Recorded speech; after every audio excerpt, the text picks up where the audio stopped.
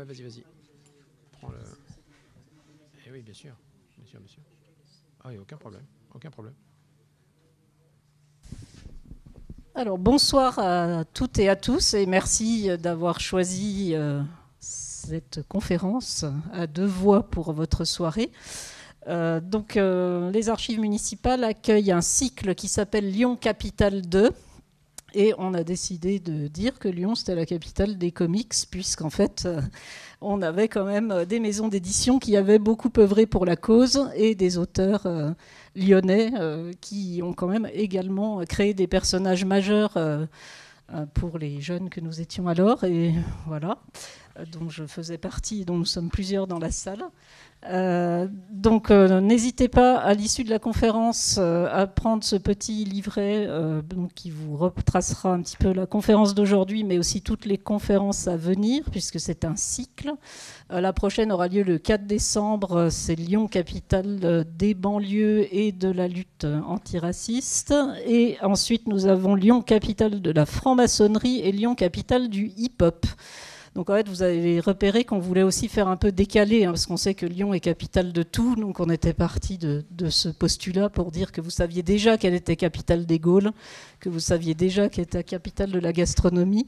Mais ce soir, ça va nous permettre de vous rappeler qu'elle est aussi un haut lieu de l'édition de bande dessinée et de comics. Et je remercie vraiment nos deux conférenciers de ce soir, donc Michel Monteillet, illustrateur et auteur de ce magnifique ouvrage que je vous invite à vous procurer, qui s'appelle Lug, les archives. En plus, c'est un beau titre, c'est les archives, ça peut être que bien. Il est magnifiquement illustré et en plus, il y a des recherches vraiment poussées sur les maisons d'édition. Et donc, on parle de Lug, mais pas que. Enfin, je ne vais pas tout dire. Et procurez-vous aussi celui-ci, il est magnifique. Donc Photonix, c'est un personnage créé par Monsieur Sirotota qui nous a fait l'honneur d'être ici ce soir. Enfin, pour moi, je le dis, c'est très important que vous soyez là, parce que petite jeune fille, je lisais les aventures de Photonix en étant persuadée que vous étiez américain.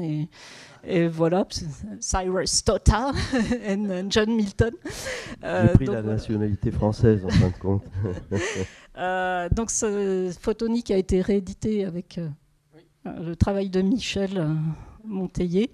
Et vous le feuilleterez à la fin, celui-là c'est le mien, mais donc j'y tiens. Mais l'édition est magnifique et je vous invite vraiment à craquer si vous avez besoin. Maintenant je me tais, parce qu'il y a des...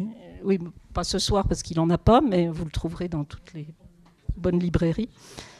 Par contre, il y a un ou deux Lug éventuellement. Vous pourrez aussi venir voir des vraies archives avec les petits formats de l'époque. Et maintenant, je me tais parce que j'en ai déjà trop parlé. Et vraiment, merci à tous les deux d'être là ce soir. C'est un vrai cadeau pour nous. Merci.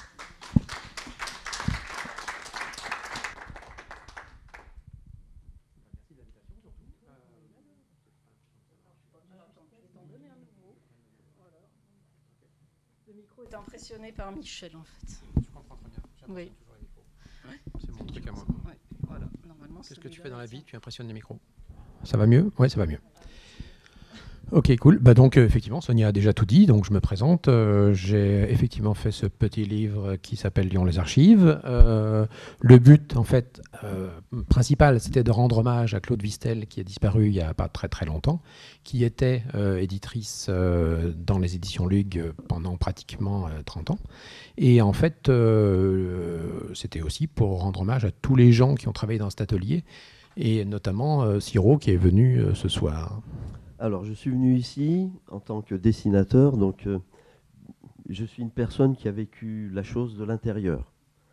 Alors, j'ai vu les éditeurs, j'ai vu d'autres dessinateurs, j'ai vu les gens qui travaillaient à l'atelier, j'ai vu les gens qui venaient de l'intérieur, qui venaient de l'extérieur pour voir la maison d'édition, pour faire des affaires avec la maison d'édition. Et je suis venu aussi en tant que lecteur de l'époque, où j'ai commencé à lire et à écrire et à dessiner par la bande dessinée, pas par l'école, hein, mais par la bande dessinée, lorsque je suis arrivé en France, donc c'était au début des années 60. Voilà. Alors, on va faire un petit voyage dans le temps. On va essayer de repartir dans les années 50 pour vous présenter en fait une époque particulière, qui est une époque qui a été marquée par la guerre, évidemment. Et la guerre, c'est un petit peu le début de notre histoire. C'est-à-dire qu'en fait, on commence avec des gens qui ont été principalement d'anciens résistants, qui avaient accès, et c'est important quand même, au stock de papier, donc qui leur ont permis aussi plus tard de s'intéresser au monde de l'édition, et qui se sont rencontrés parce que des maisons d'édition, en l'occurrence pour la jeunesse, étaient venues tout bêtement sur Lyon parce que c'était plus possible d'être sur Paris, et que c'était en tout cas bien d'ouvrir la plupart du temps un bureau sur Lyon, comme ça permettait de ne pas être gêné par les Allemands. Donc, en l'occurrence, le plus connu d'entre eux s'appelait la Sager. En fait, c'était une maison d'édition qui était probablement une des plus grandes questions jeunesse à cette époque. Et ils ont ouvert des bureaux à Lyon en conservant encore exactement tous les privilèges et tous les abonnés qu'ils avaient à cette époque-là. Et la fabrication continuait à être faite sur Paris. Une partie petit à petit était délocalisée à Lyon. Et cette maison d'édition, la Sager, a vu dans ses bureaux, à ce moment-là, passer des tonnes de gens qui vont après monter des maisons d'édition et qui vont rester par contre dans le bassin lyonnais. Donc on va commencer à regarder un petit peu. Là, la carte que vous voyez, peut-être qu'elle n'est pas super lisible, ça c'est sûr, mais il y a un moment où effectivement il y avait sur Lyon, je ne sais pas tout à fait pourquoi, mais nous allons regarder ça en détail, plusieurs maisons d'édition qui éditaient ce qu'ils appelaient des petits formats. On va regarder tout à l'heure que ce n'était pas forcément le cas avant. Mais on va s'intéresser un petit peu plus à la Sager, puisque c'était déjà des personnages hauts en couleur. En l'occurrence, la Sager était formée par quelqu'un qui s'appelait Ettore Bacciano, qui était en fait quelqu'un qui avait fait la guerre de 14-18. Il lui manquait un œil, il lui manquait une main. C'était un fort en gueule, en fait. Et il traduisait, la plupart du temps, il avait du nez, il traduisait des comics assez rapidement par rapport aux sorties parisiennes, par rapport aux sorties américaines, pardon. Et en fait, quand il est venu sur Lyon, il a commencé à monter un atelier. Et il a intéressé des rédacteurs, il a intéressé des dessinateurs qui vont petit à petit devenir importants. Il a intéressé Frisano, qui allait bientôt faire des couvertures pour Lug. Il intéressait des scénaristes. Et comme c'était un anti-fasciste notoire, il encourageait ses équipes à faire des faux aussi et travailler pour la résistance. Mais c'est un autre problème. Alors, je vais essayer de vous montrer quand même des photos qu'on a retrouvées dans un livre italien de ce bon vieux Ettore Carozzo, qui en fait avait effectivement sa librairie. Alors en fait c'est plus qu'une librairie, évidemment, il avait tous les ateliers qui étaient sur Paris, et en fait sa vitrine était sur Lyon, comme ça il était tranquille. En fait ils étaient situés exactement, alors ils étaient situés en fait 87 rue de l'Hôtel de Ville.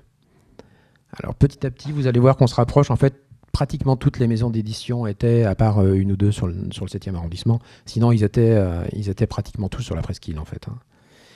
Donc là on s'aperçoit que, mais ça c'est pas les locaux sur Lyon, c'est les locaux sur Paris, parce qu'on n'a absolument aucune photo d'ailleurs, c'est-à-dire que de tous les éditeurs dont on parle là, il y a quand même très très peu de sources. Je viens d'apprendre à l'instant qu'il existait des choses sur Imperia, mais ce n'était pas du tout le cas. Donc là, je vous montre juste des photos qu'on a retrouvées sur la biographie de Carozzo. Mais pour vous montrer quand même que quand on parle jeunesse, on ne parle pas simplement de petites parutions. C'est-à-dire on parle de choses qui sont imprimées à des tirages monstrueux. C'est-à-dire on est vraiment dans des choses bien plus importantes que de la BD actuelle. C'est-à-dire où on tire régulièrement entre guillemets entre 7000 ou 10 000 exemplaires. Là, sur certains groupes, on en parlait il n'y a pas si longtemps que ça, Lug, dont on va beaucoup parler ce soir, ne communiquait très peu ses chiffres. Par contre, Imperia ou les autres communiquaient leurs chiffres. Et on n'était pas loin de 3 millions d'exemplaires par mois pour une maison d'édition. Donc on n'est pas en train de parler de petites BD à 2-3 petits trucs qui courent après. Pas vraiment. Alors, il y avait pas simplement la Sager d'Ettore Carozzo, il y avait aussi les éditions du Rempart, qui, comme son nom l'indique, étaient rue des Remparts d'Enay, qui ont édité beaucoup de comics eux aussi, en fait. Hein, le Fantôme, ils ont repris des droits que la SAG avait laissé tomber après.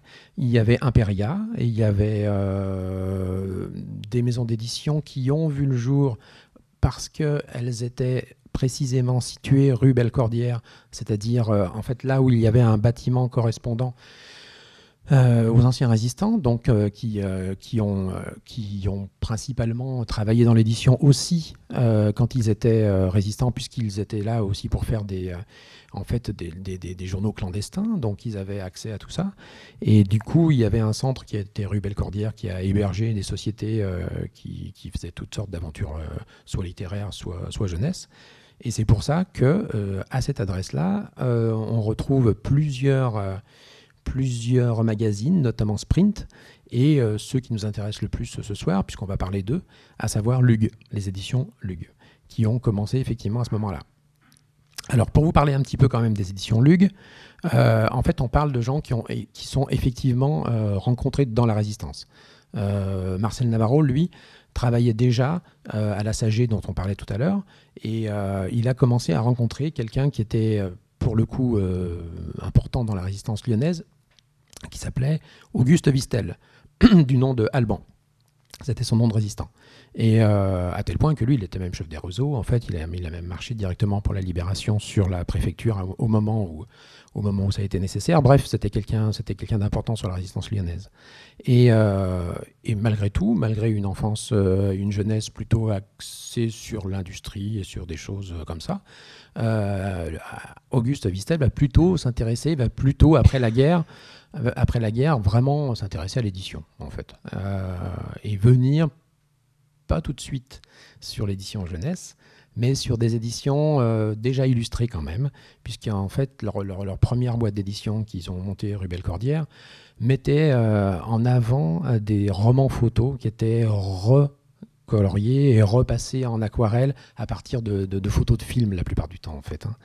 Donc, parce que c'était des romans photos d'amour et que je vous rappelle qu'on était dans l'après-guerre, qu'on avait besoin de rêves, qu'on avait besoin de choses un peu douces et que ça marchait énormément. Donc c'était quand même quelque chose. Et puis, très rapidement, ils ont monté une autre boîte parce qu'il y avait une concurrence. Et là, on va quitter Lug quelque temps pour revenir sur une autre maison d'édition encore plus importante, qui est en fait la maison d'édition de Schott. Alors, je vous explique un petit peu ce que c'est, mais je vais d'abord vous montrer les images, si ça marche, hein, bien sûr. Ouais, je crois que c'est bon. Alors, non, apparemment non. Si, ok. Ok, on va y arriver, c'est bon. Excusez-moi. Donc, alors, je vous parle de quelqu'un qui s'appelle Pierre Mouchot. Pierre Mouchot, c'était exactement comme Navarro ou comme Vistel, quelqu'un qui a compté dans la Résistance, même si c'était quelqu'un de moins important dans l'échelon. En l'occurrence, il a travaillé à la fois pour la SAG dès le début et à la fois il avait des occupations résistantes, et il a créé dès la fin de la guerre un personnage qui s'appelle Fantax. Et la maison d'édition qu'il a montée pour profiter de ce personnage, qui a eu la chance d'avoir été prépublié déjà dans un journal qui a lancé le personnage, a permis à Pierre Mouchot de devenir un atelier très très connu sur Lyon. En fait, il embauchait au plus haut de son succès, il embauchait pratiquement 27-28 personnes, quoi. Donc c'était quelque chose d'important. Alors, ça ne marche pas, mais c'est pas grave. Si, désolé. Donc, en fait, le personnage de Fantax, c'est effectivement un des plus importants super-héros français de cette époque-là. Important dans les tirages. Comme vous pouvez le voir, c'est déjà un personnage qui est au croisé des héros d'aventure à la Tarzan, et un petit peu un mélange du fantôme, un petit peu un mélange de tout ça, avec une violence qui est quand même assez explicite. Donc chez Fantax, ça décapite, ça transperce, ça se torture. Enfin, on est quand même dans quelque chose d'assez costaud quand même. On n'est déjà pas dans Superman, qui existe pourtant depuis quelques années, hein, depuis 1937, puisque je rappelle quand même que Superman est né en même temps que Spirou. Et donc les ateliers Schott qui ont changé d'adresse, mais qui étaient au départ, en fait, dans le 7e arrondissement, sont vite revenus place Carnot, c'est-à-dire exactement à côté de là où on est. Hein. Donc voilà, et en fait, ça a duré quelque temps. Ils ont eu beaucoup de titres différents, Robin des Bois, plein de choses. Et la création du super-héros Fantax était de Pierre Mouchot lui-même, qui dessinait, mais en fait, ça a été aussi par un scénariste qui était Marcel Navarro, qui était la personne qu'on avait déjà vue à la SAG, et d'ailleurs, ils se sont rencontrés là-bas. Donc, Marcel Navarro était le scénariste, il faisait croire, évidemment, à ces histoires que c'était des reportages, donc qu'il n'était pas question de bande dessinée, mais juste des trucs pris sur le vif, tellement c'était violent et tellement c'était noir. Mais il n'est que le scénariste et pas vraiment le créateur du personnage. Et donc, à un moment ou à un autre, Marcel Navarro, qui voit le succès grandir de la société, va quand même demander... Oui, alors pas simplement être augmenté, il voulait même en fait devenir associé directement de la boîte. Et Pierre Mouchot a refusé. Donc, très rapidement, Marcel Navarro quitte l'atelier Schott pour se dire qu'il pourrait très bien faire ailleurs d'autres choses. Et ça nous arrange un petit peu, puisqu'il va fonder précisément avec Alban Vistel les éditions Lug un petit peu après. Mais pour dire quand même qu'à cette époque-là, il y avait déjà des super-héros à Lyon, en fait. Ensuite, on revient sur Lug. Vous vous rappelez qu'on parlait presque de romans photo, en fait, puisque en fait, c'était quand même ça qu'ils ont lancé au tout départ. Donc ça ressemblait un petit peu à ça. C'était principalement des choses avec des repompages évidemment d'acteurs dont on reconnaît bien ici Gary Cooper et d'autres. Et on se rappelle que comme Marcel Navarro avait été gentiment poussé vers la porte par Pierre Mouchot, il décide d'aller vraiment sur son terrain à lui. C'est-à-dire qu'il réussit à convaincre Alban Vistel de faire une maison d'édition qui est vraiment sur la jeunesse, et donc de concurrencer directement en fait, les ateliers Schott de l'époque, qui avaient un petit peu tout le marché. Quitte à, puisque à cette époque-là, il n'y avait pas de problème de droit, quitte à faire les mêmes séries avec les mêmes noms. Ça ne leur posait absolument aucun problème. De toute façon, tout partait, puisque je rappelle qu'après la guerre, vraiment, les quantités sont impressionnantes en termes de vente pour des enfants. Alors, je vais essayer de vous montrer le plus possible de choses. Parce que ça n'est pas exactement ce qui va faire le succès de Lug, en fait. Ce qui va faire le succès de Lug, c'est un format qu'ils n'ont pas inventé, en fait, qui existait déjà avant. Mais ce format-là, qui est un petit format, qui est le 13-18, en fait, qui va permettre, pour vous expliquer, les imprimés jeunesse avant étaient des grands journaux, avec 4-8 feuilles reliées à paragraphes, et c'était tout. Et en fait, un supplément a commencé à voir un petit peu le jour avec une plus grande pagination, avec du noir et blanc. Ça a été repris par d'autres éditeurs, puisque je rappelle que Imperia s'en est servi avant Lug, en fait. Mais Lug va vraiment populariser le format avec... je vais vous montrer quand même, parce que c'est plus important. Ouais, c'est bien de les montrer. Ouais. En sortant vraiment ce type de format-là, c'est-à-dire vraiment un format qui est très épais, qui a pratiquement 120 pages, qui est en noir et blanc. Ça ressemble à un manga, enfin. Exactement, exactement. C'est pas cher, c'est vraiment pas cher parce que c'est imprimé en noir et blanc. Et ça a l'air de rien, mais ça va vraiment révolutionner toute la presse jeunesse. Et alors, c'est pas forcément lui qui l'a inventé, hein, en l'occurrence, hein, mais le fait de sortir des westerns principalement, puisque Marcel Navarro va s'intéresser exclusivement au western et à l'aventure, en fait, ça va vraiment, vraiment lancer la marque. Et lancer toute la maison d'édition.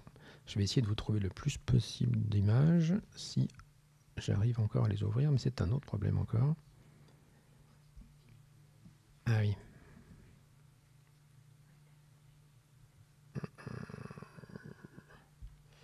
Vraiment. Ok. Mais ça les lance pas toutes? Si, ça y est, c'est bon. Ok. Donc bon, je vais vous montrer des exemples de personnages qui ont eu leur succès et qui ont fait vraiment le succès de la boîte. Pour une raison simple, c'est-à-dire que Marcel Navarro a beaucoup de contacts de l'autre côté de l'Italie. Il va démarcher les maisons d'édition qu'il avait déjà commencé à démarcher à l'époque de la SAG, en fait, et qu'il continue là à travailler. Et il va leur proposer des choses différentes des autres. Parce qu'il n'est pas le seul à le faire. On est à Lyon, on a la proximité avec l'Italie. Donc, il n'est pas le seul à le faire. Mais par contre, il va avoir l'idée de se dire, OK, j'achète des licences que je peux éventuellement republier, mais je vais proposer aussi directement de les continuer moi-même. C'est-à-dire de continuer avec des auteurs maison, des auteurs qui sont dans les murs à Lyon, des aventures de Blake, par exemple, ou d'autres personnages. Et il va obtenir ça de quelques-uns, pas de tous.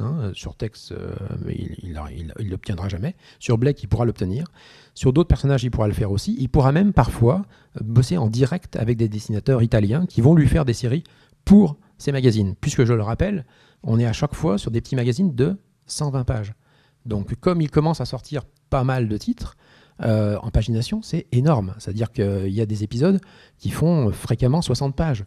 Donc il faut quand même trouver des dessinateurs qui réussissent à faire des épisodes de 60 pages par mois.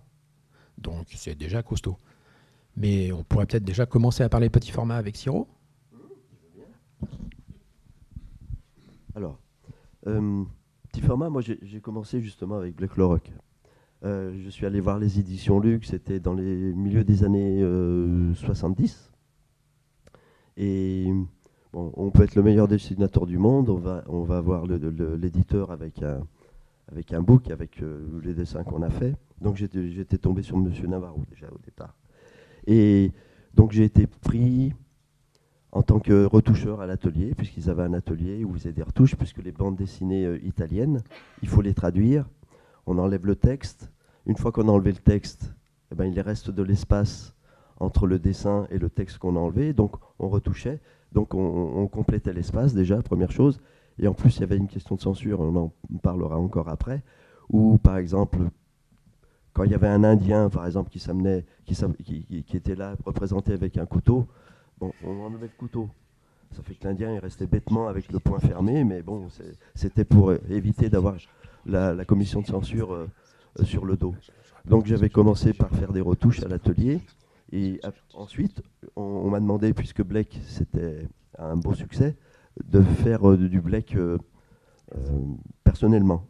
Et ce qui est un petit peu bizarre, c'est que moi j'ai appris à lire et à écrire justement avec Blake le Rock, en lisant des bandes dessinées. Quand je suis arrivé en France, je venais d'Italie, je ne savais ni lire ni écrire. On m'a mis directement à l'école, et là, un gamin qui ne sait ni lire ni écrire, qui n'est pas habillé comme les autres, je peux vous dire que c'est pas facile. Et donc j'avais un petit copain qui avait des bandes dessinées, juste un petit voisin, et donc il m'a passé ces bandes dessinées.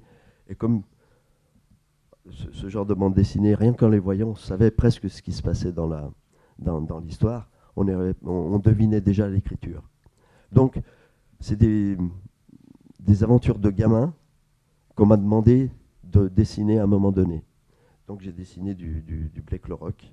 J'ai fait 4-5 épisodes d'une histoire que, franchement, j'ai grandi avec ce personnage. Il est né en 54 comme moi. Bah, il est mort avant moi, n'empêche. Mais voilà, c'est déjà ça. Bah, je préfère que ce soit lui plutôt que moi, quand même. Et donc voilà, moi, c'était mon entrée aux éditions Luc, par cet intermédiaire-là. Et avec moi, il y avait Jean-Yves Mitton, qui faisait aussi du Blake le Rock, en tant que dessinateur. Il y avait Amouric, on n'était pas nombreux. Il y avait Amouric aussi, qui en a fait aussi. Il y avait Chantreau, oui. Et puis c'est tout, je pense. Oui, il y avait encore une autre personne. Medina faisait des couvertures. Après, comme il y avait un atelier de retouche, il y avait plein de dessinateurs. Il y avait des couvertures qui étaient faites par des Frisano, par exemple, qui faisaient des couvertures. Voilà. Et donc, en fonction du remplissage des revues, on faisait dans les 60 pages à chaque fois. Peut-être pas tous les mois, parce que moi je débutais, je ne pouvais pas avoir un rythme vraiment important.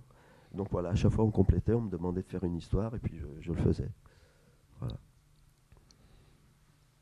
Et le principe, c'était vraiment d'utiliser toutes les ressources à la disposition, c'est-à-dire de trouver des gens qui puissent faire des retouches, à la fois sur les bandes dessinées qu'on achetait en Italie et plus tard en Angleterre aussi, et après avoir des dessinateurs sur place qui peuvent tout faire, qui peuvent faire des couvertures, qui peuvent faire des histoires et qui peuvent, comme je vous le disais tout à l'heure, reprendre en fait des licences qu'on a achetées aux Italiens de la SGC pour Blake, mais il y en a d'autres aussi, et travailler avec eux sur des histoires précises.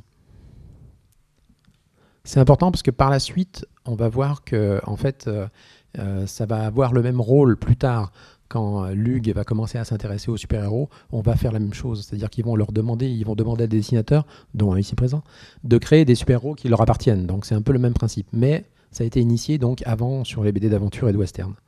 Donc on se rappelle, on est dans les années 50, les petits formats d'aventure, de western et tout marchent tellement bien qu'ils vont même faire des revues qui reprennent ce qu'ils ont déjà publié quelques années avant, notamment une qui s'appelle Mustang, même format. Et en fait, tout ça va durer tranquillement pendant une vingtaine d'années. Et puis, avec le temps quand même si ça marche toujours beaucoup, attention, il y a moins de jeunes qui se reconnaissent dans les aventures, dans les tuniques bleues, dans les Indiens, dans tout ça. Donc, à part quelques-uns, bien sûr, mais pas tous. Et ils commencent à se demander qu'est-ce qu'on va pouvoir trouver comme matériel pour remplir les nombreuses pages. Et à partir de ce moment-là, on s'intéresse à des choses qui sortent autour, notamment tout ce qui est science-fiction, tout ce qui est BD de guerre dont on a peu parlé mais qui marche quand même très très bien, puisque à cette époque-là, dans la société, il y a toujours la même structure, à savoir M. Vistel qui est le président et qui est plus ou moins le gestionnaire, mais qui s'occupe peu de la création, et Marcel Navarro qui lui par contre cherche des histoires. La fille de M. Vistel, en l'occurrence Claude Vistel, commence quand même à venir faire des traductions. Elle parle bien l'anglais, elle écrit bien l'anglais, elle s'occupe de petites traductions. Elle permet aussi d'acheter des séries directement en Angleterre, en l'occurrence les Dan Dare, des choses comme ça, qui vont pas bien marcher en France. Lug fait aussi des BD d'humour. Ils éditent Pim Pam Poum, des choses comme ça qui commencent à bien marcher. Et puis, à un moment ou à un autre, ils se disent pourquoi pas se tourner vers la science-fiction. Donc, ils vont sortir un petit magazine comme celui-ci, qui s'appelle Futura, et qui va être sur l'anticipation, qui va parler de télépathes, qui va commencer à regarder un petit peu l'aspect sombre de la SF, avec toujours des couvertures. Alors, en l'occurrence, certaines sont de Frisano, qui est quelqu'un qui vit dans le sud, qui fait des couvertures depuis quelques temps avec Marcel Navarro, principalement western, parce que c'est vraiment ce qui le passionne le plus, et qui va avoir un rôle important après pour les super-héros. En l'occurrence, ils essayent Futura, qui ne dure pas si longtemps que ça, une trentaine de numéros, mais quand même, c'est déjà pas mal. Et ils commencent à revenir en fait à des BD de western et à effectivement faire travailler Jean-Yves Mitton sur Blake le Rock pendant à peu près une bonne cinquantaine d'épisodes de mémoire, et d'autres dessinateurs dessus. Jean-Yves est quelqu'un qui a travaillé depuis ses 16-17 ans à Lug. Il a principalement fait de la retouche, et en fait il a fait du dessin assez rapidement, et ils vont quand même attendre quelques temps avant de lui demander de faire des planches de BD complètes sur des épisodes complets. Alors, pour vous montrer qu'il y a aussi d'autres super-héros à Lyon, qui n'ont rien à voir avec Lug, mais qui existent quand même, puisque en fait c'est un petit magazine qui s'appelle Superboy, et Superboy est publié pas très loin, et en fait ils ont commencé à sortir un petit livre pareil, qui exploitait à peu près le même format, si ce n'est que c'était agrafé, qui s'appelait Superboy, mais dans lequel il n'y avait pas de personnage qui s'appelait Superboy. Le personnage Superboy vient, ils se sont dit que ça pouvait être bien quand même de faire un personnage qui s'appelle comme ça, longtemps après, une centaine d'épisodes après, une centaine de numéros sortis après. Au début, il y avait vraiment dedans des histoires de guerre, des histoires d'espionnage. Et puis, à un certain moment, un dessinateur, Félix Molinari, va créer un personnage qui s'appelle Superboy et qui va perdurer des années 60 aux années 90 avec un succès incroyable. Ils vont sortir un nouveau titre qu'ils vont acheter à des Italiens qui s'appelle Tonax, et ça sera plus ou moins les premiers super-héros après Fantax de Lyon qui vont quand même bien marcher. Évidemment, Lug va regarder ça un petit peu. Ils vont continuer à essayer. Navarro se dit que bon, ok, ça n'a pas marché avec la science-fiction. On va peut-être essayer avec d'autres choses, un petit peu avec l'horreur. Donc ils vont sortir un magazine qui s'appelle Wampus. Le problème, c'est qu'on va se heurter à quelque chose dont on n'a pas encore parlé, qui s'appelle la censure. La censure existe depuis 1949. Elle a été très très difficile pour Lug. Parce qu'en fait, il fallait passer devant un comité. Ce comité, principalement composé de catholiques, de communistes, décidait ce qui était bon pour la jeunesse ou non. Et pour la plupart des éditeurs, c'était quelque chose de très difficile. En l'occurrence, ça a eu la peau assez facilement de Schott, dont on a parlé tout à l'heure, de Pierre Mouchot, qui avait, je vous le rappelle, un gros atelier, et qui, par la violence de son héros, a commencé effectivement à avoir des problèmes, à être interdit, à avoir des jugements qui ont fini par provoquer sa ruine. Et comme tout le monde avait bossé pratiquement aux ateliers Schott avant, ou en tout cas avec lui quand il était même à la SAG, tous les gens qui étaient chez Lug avaient vraiment cette peur que ça leur tombe aussi sur la tête. Ça explique quelque chose de viscéral qu'il faut comprendre pour l'époque, puisque il va être beaucoup reproché à Lug après de faire des censures sur les planches de super-héros, alors qu'en réalité c'était une survie, hein, c'était pas du tout un choix. Toujours est-il que les bandes dessinées de Wampus, qui présentent un personnage très à la mode à l'époque, avec une espèce de parano qui peut changer de forme et qui rappelle un petit peu les envahisseurs, ne va absolument pas marcher et va s'attirer pour le coup vraiment les foudres de la censure. Donc, il faut trouver de nouvelles idées. Et à ce moment-là, il y a des commerciaux qui démarchent avec des personnages Marvel sur Paris. Et en fait, Claude Vistel en entend parler, voit des personnages passer et décide de faire des essais. Elle amène ça sur... elle prend juste quelques petits essais, elle propose ça à son atelier, qui sont absolument unanimes, il ne faut absolument pas faire ça, c'est pourri. La traductrice, tout le monde trouve ça vraiment naze. Elle réussit à convaincre quand même son père de monter sur Paris, d'acheter les droits qui, très honnêtement, ne leur ont pas coûté très cher, puisque Marvel était demandeur, et va essayer de lancer, à partir des éditions Lug, le premier numéro de Fantax. Siro, c'est avec Fantax que tu as découvert... Le super-héros, oui. C'était une vision nouvelle du dessin de bande dessinée. Il y avait du mouvement, il y avait beaucoup de mouvement par rapport à la bande dessinée franco-belge. Il y avait autre chose aussi, comme c'était nouveau, le super-héros, on se demandait si c'était de la science-fiction ou quelque chose d'approchant. On ne savait pas dans quelle catégorie les mettre. Et comme il y avait différents super-héros, ça a créé un lien entre les lecteurs et les histoires. Puisque en sortant Fantax, il y a eu aussi un courrier des lecteurs. Ça a réuni les lecteurs. Ça fait que tout le monde se sentait membre d'une communauté d'amateurs de super-héros. Et pour moi, en tant que lecteur, puisque j'ai acheté ça à la Maison de la Presse, pas très loin de chez moi, c'était vraiment une découverte. Et il y avait des personnages qui étaient plus qu'attachants, comme le Surfer d'Argent, qui est un personnage qui réfléchissait par rapport aux autres super-héros. Parce que les super-héros, les histoires de super-héros, il y avait toujours un côté très humain, où après, une fois qu'on a le côté humain, on se dit, d'accord, mais et le super-héros, il arrive quand ? Il arrive tout de suite après. On change de costume et on devient super-héros. Et avant le super-héros, vraiment le modèle, c'était Zorro. Zorro, c'est le premier super-héros pour moi. Et donc on a fait des super-héros, les Américains, Marvel, ont fait des super-héros qui étaient vraiment proches du lecteur. Le lecteur, quand il lisait, il se sentait super-héros lui-même. Parce qu'il dit, je ne suis pas grand-chose, je suis petit, je peux devenir, il suffit de prendre un costume, je peux devenir invisible, je peux voler, je peux, etc., etc. Donc on s'identifiait vraiment aux super-héros. Et donc Fantasque, ça a duré à peu près 7 numéros. Et on nous a dit un jour, la censure est tombée dessus, on nous a dit que c'était trop violent, qu'il y avait trop de monstres à l'intérieur, alors que moi je ne voyais pas tout ça. Et il y avait des couleurs violentes. Alors que les couleurs qu'on trouvait dans Fantasque, c'est les couleurs les mêmes pour tout le monde. Il y en avait dans Mickey, c'était exactement les mêmes. Il y avait 72 couleurs, qu'on a agencé comme on pouvait.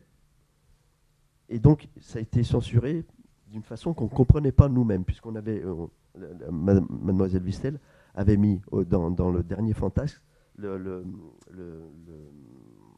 rendu de la commission de censure. Le rendu de la commission de censure. Donc, on ne comprenait pas. Donc, ça nous a encore plus unis dans ce qu'on lisait. Et donc, une fois là, je vais laisser la parole à Michel. Une fois Fantasme a été censuré, ils se sont dit, enfin, Mademoiselle Vistel, plus Monsieur Navarro, bon, puisqu'on ne peut pas faire des couleurs violentes, on va mettre juste 2 couleurs, et on va repartir avec les super-héros, avec un format plus petit. Ce sera peut-être moins important. Ça fera moins ce sera moins... comment dire, nous, quand on ouvre une bande dessinée, on l'ouvre à notre rythme. On n'est pas surpris par la violence, par le côté coup de poing lorsqu'on ouvre un bouquin. Nous, on ne le sentait pas, mais la commission de censure, elle le sentait. Alors que bon, bref. Et donc, ils ont recommencé avec un format plus petit, avec 2 couleurs. Nous, ça nous a... On était perdus sans Fantasque. Et comme arrivait Strange, donc c'était Strange, on est reparti avec Strange. Et puis Strange a duré beaucoup plus longtemps. Et en fin de compte, on a remis de la couleur, on a remonté le format, et on est revenu à peu près sur Fantasque, avec le temps. Alors, c'est vrai qu'on pourrait parler un petit peu des super-héros, mais il faudrait presque un exposé spécialement pour ça, ou demander à Xavier de revenir pour en parler. Mais en l'occurrence, les super-héros ont été publiés en France très rapidement. Hein, c'est-à-dire que Superman a été publié pratiquement l'année d'après sa sortie aux États-Unis. Alors, sous un autre titre, parce que Superman, ça faisait trop américain. Mais en l'occurrence, ça a été publié. Batman, à peu près de la même manière aussi, un petit peu plus tard. Pratiquement tous les super-héros vont être assez vite arrivés en France, en fait.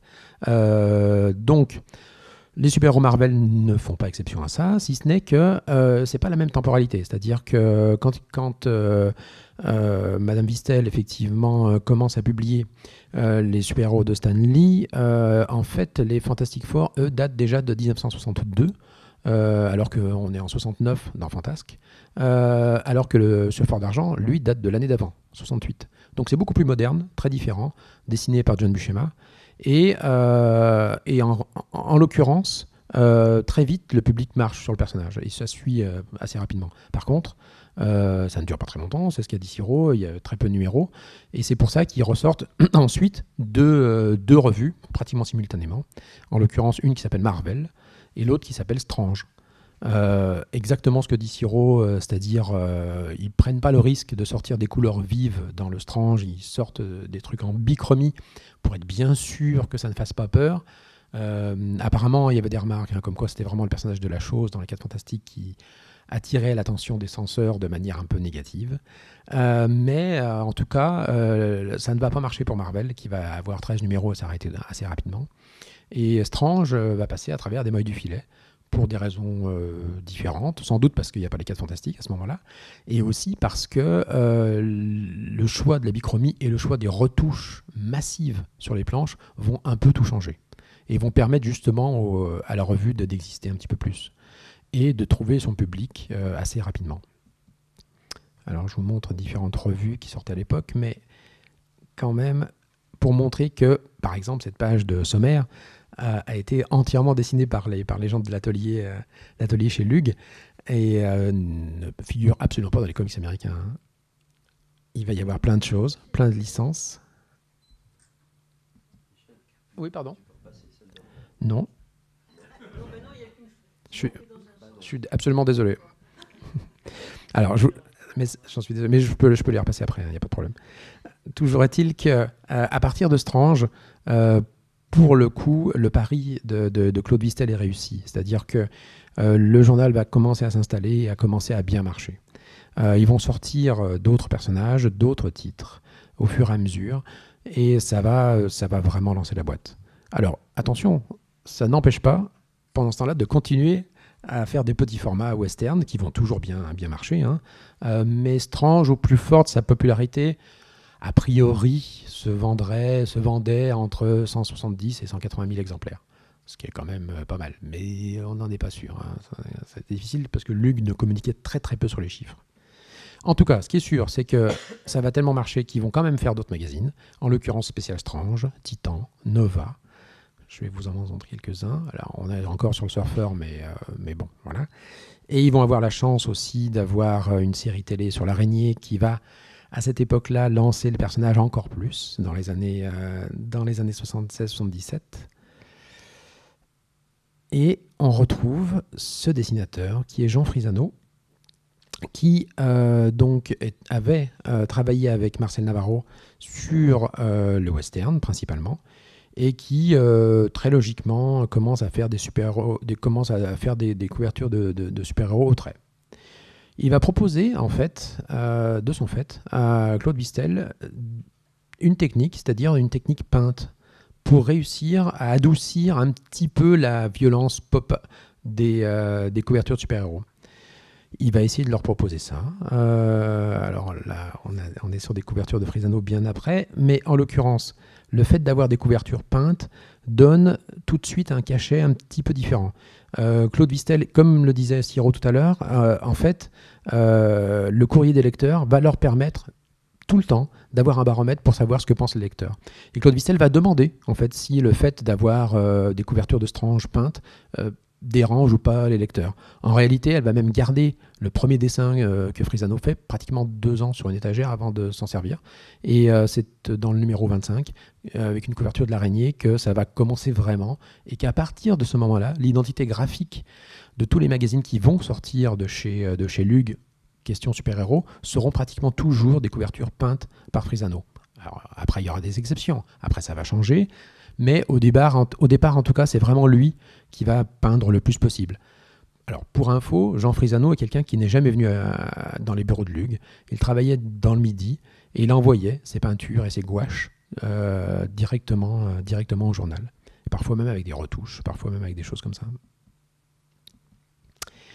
Et donc, commencent petit à petit des séries et de magazines et d'albums qui vont populariser les super-héros américains, qui vont continuer à exploiter aussi par Cabure, par les magazines et les licences qu'ils vont acheter, comme La Planète des Singes, des personnages, et avoir un contenu un petit peu plus adulte pour les magazines, qui sont beaucoup plus grands. Mais qui ne vont pas durer très longtemps en fait. La Planète des Singes ne va pas durer plus de 18 numéros. Et en fait, voilà, donc c'est principalement les super-héros qui vont quand même ramener Lug au devant de la scène. Ça va tellement bien marcher que en fait, Marcel Navarro va avoir l'idée quand même de proposer à des dessinateurs sur place de faire leur propre personnage. J'ai peur que ce soit là que tu interviennes. Oui, un jour, Monsieur Navarro m'a appelé dans son bureau et il m'a dit de but en blanc, ça vous dirait de faire une histoire de super-héros? Moi, sans réfléchir, bien sûr, j'ai dit oui. et donc, il m'a dit, bon, écoutez, faites du travail, donnez-moi des petits croquis, des choses comme ça pour voir où on va aller. Et moi, dans mon idée, déjà, je venais après les Américains, ils avaient déjà tout fait. Alors, pour trouver quelque chose de nouveau, là, c'était compliqué. Et tout ce que je voulais, moi, c'était mon rêve à moi. Je vous disais, j'étais super-héros, moi, quand je disais super-héros. Je voulais devenir invisible et je voulais voler. Après, la force, tout ça, je m'en fichais un peu, mais c'était 2 choses principales. Donc, je me suis dit, tiens, la lumière, il y a du côté invisible, du côté de la lumière, du côté très léger, les photons, tout ça. Donc, ça peut faire un bon mélange pour trouver un super-héros. Et photonique, le photon, tout ça, est sorti comme ça. Et donc j'ai amené des croquis du personnage, j'ai parlé un tout petit peu de l'histoire, mais j'ai pas l'impression que M. Navarro, ça l'intéressait vraiment, parce qu'il savait Jean-Yves aussi, on lui a demandé aussi la même chose à Jean-Yves Mitton. Donc il était comment dire, il était très confiant par rapport à notre travail, donc il nous a laissé faire. Et donc, je lui ai amené un photonique tous les mois avec une histoire. Je ne pense pas qu'il les lisait, M. Navarro. Je n'ai pas l'impression qu'il les lisait. Il regardait juste le dessin comme ça en vitesse. Et je suis parti comme ça. Je ne savais pas où j'allais, combien de temps ça allait durer, si le personnage allait plaire. Mais petit à petit, on s'est rendu compte, grâce au courrier des lecteurs, que bon, il y avait de quoi faire, de quoi exploiter la chose. Et moi, je pensais surtout à dessiner. Je pensais pas à l'argent. Je pensais pas ni à la fréquence de livraison pour les délais. Parce que bon, le truc embêtant dans la bande dessinée, ce sont les délais. S'il n'y avait pas les délais dans la bande dessinée, ce serait le plus beau métier du monde. Donc on a fait avec les délais. Alors quand je sautais un mois, par exemple, c'était Jean-Yves qui me remplaçait. Parce que Jean-Yves, les éditions Lutte peuvent le remercier, mais grandement, puisqu'en tant que dessinateur, c'était un des plus rapides, au point de vue vitesse et au point de vue qualité aussi en même temps. Il n'y avait pas mieux. Ils sont tombés. Je pense qu'en France, il n'y avait pas mieux pour ce genre d'histoire, de semi-réalisme. Donc voilà, Jean-Yves me remplaçait. Il ne savait pas trop où j'allais, moi, dans mon histoire. Il faisait son histoire à lui, qui collait un tout petit peu avec le personnage, et il me laissait l'histoire en plan, et moi, je devais faire la suite. Mais en fin de compte, moi, j'avais un fil rouge quand même. Et donc voilà, j'ai fait à peu près une 50aine d'épisodes en tout, jusqu'au moment où ça s'est bizarrement arrêté sans vraiment que je sache pourquoi, puisque j'ai fait des couvertures, etc., etc. Et puis ça a repris longtemps après, puisque les petits lecteurs de l'époque ont grandi, ont eu des moyens, sont rentrés dans la vie professionnelle, ont demandé Photonique aussi, et je suis tombé sur un éditeur qui a repris tous les épisodes passés, et je suis en train de faire un dernier épisode pour clore vraiment la série. Voilà comment est parti mes dessins j'ai du mal à dire carrière ou œuvre, parce que non, c'est trop. Nous, on est des petits artisans en fin de compte, hein. On fait des dessins dans nos coins, ça va pas plus loin que ça. Après, ils sont édités. Une fois qu'ils sont édités, c'est 6 mois après le moment où on faisait le dessin. Donc c'était déjà quelque chose qui, franchement, était loin de nous à ce moment-là. Et donc je suis rentré dans le comics.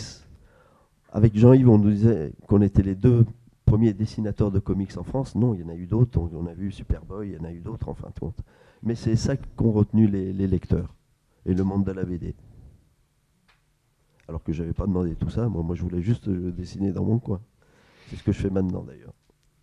Alors, il faut resituer aussi le contexte, à savoir qu'il y a quand même une vraie différence entre de la BD de kiosque, c'est-à-dire de la BD qui a été faite pour être lue, jetée, conservée, mais en l'occurrence, économiquement, qui devait être pas cher, qui devait être fait rapidement et qui devait produire beaucoup, et les auteurs qui bossaient pour des maisons d'édition comme Spirou, comme Dupuis, comme d'autres, qui allaient finir par sortir un album et qui étaient quand même très différents, hein, qui étaient vus d'une manière un peu différente.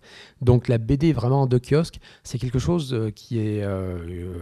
parfois même les illustrateurs n'étaient pas cités, on ne savait pas qui faisait qui. Après, chez Lug, un petit peu plus, mais pas tant que ça, hein. Par exemple, on parlait tout à l'heure de Frisano, qui signait ses couvertures à l'époque où il bossait pour la SAG, mais jamais pour Lug. C'est-à-dire, moi j'ai découvert son nom quand il est mort en fait. Donc du coup, à un moment ou à un autre, c'est quand même une autre économie, c'est quelque chose de différent. C'est vraiment de la BD de kiosque, c'est pas fait pour être gardé. Il y avait aussi une autre chose qui intervient, c'est-à-dire en kiosque, si jamais il y a le kiosque et puis il y a l'album. Si on passe à l'album, Lug aurait très bien pu le faire, sauf qu'il y avait une TVA assez énorme dessus. Donc ça les a fait reculer surtout. C'était ça qui les a fait reculer par rapport à l'album. C'est ça. C'est ça. Et en fait, ce que je voulais aussi revenir, enfin, je voulais quand même revenir sur le sujet des différents magazines qui sortaient à l'époque parce qu'en fait l'aventure Mustang ou précisément les super-héros que vous avez créés avec Jean-Yves n'a duré finalement que 17 numéros et en fait Lug pour dire un peu l'esprit quand même, hein, c'est-à-dire que ont repris le titre de Mustang parce que ça correspondait déjà à un titre qu'ils avaient. Donc c'était pour éviter de créer un nouveau magazine en fait. Et en fait toutes les séries qui étaient parues là-dedans En fait, il n'en est resté que deux, Micros de Jean-Yves Mitton et Photonique de Siro, qui en fait ont fini par après être publiés respectivement dans Titan, qui marchait très bien, et Speeday. Donc du coup, les deux personnages ont fini par avoir une vie qui a continué bien après les pages de Mustang qui objectivement n'ont pas beaucoup marché à l'époque.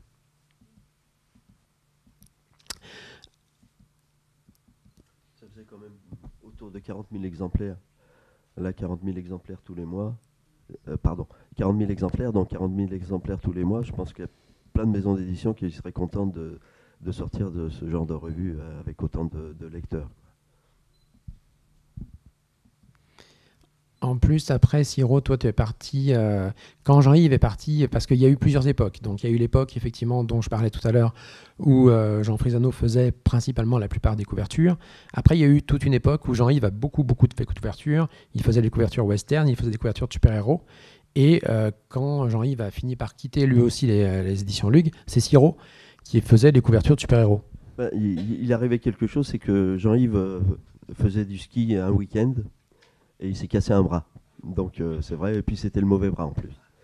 Donc il avait besoin d'un bras de rechange, donc il a pris le mien, en fin de compte. Donc j'ai fait pas mal de couvertures, et je suis parti comme ça sur des couvertures de western, il y avait de la jungle, du western, de l'aventure, quoi. Et petit à petit, une fois que j'avais fini mes couvertures avec les histoires d'aventure, les petits formats, j'ai commencé à faire des couvertures de super-héros. En noir et blanc, par contre. T'en as fait combien de temps d'ailleurs ? Ah bah, j'en sais rien, beaucoup de temps. J'ai fait à peu près, entre les petits formats et super-héros, 600 couvertures à peu près. Jean-Yves en avait fait le triple. Donc voilà.